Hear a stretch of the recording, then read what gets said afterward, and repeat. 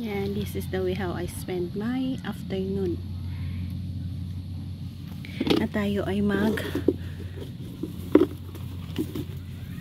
take out ng mga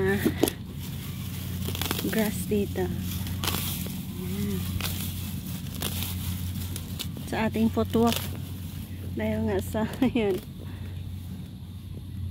overgrown na ang mga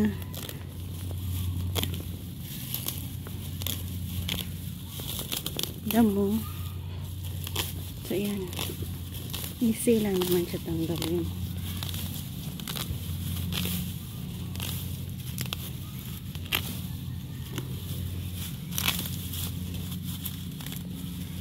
Ang bilis nilang tumubo once na maulanan, sunod-sunod na araw.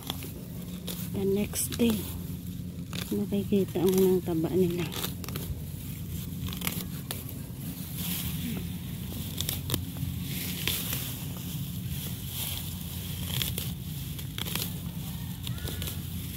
Nakikita na rin ang ating footwalk dito.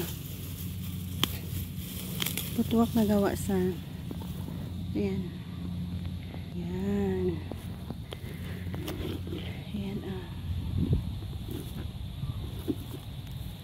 footwalk na gawa sa goma. Ayan nga. Diba makikita niya na maka-steps na tayo dyan.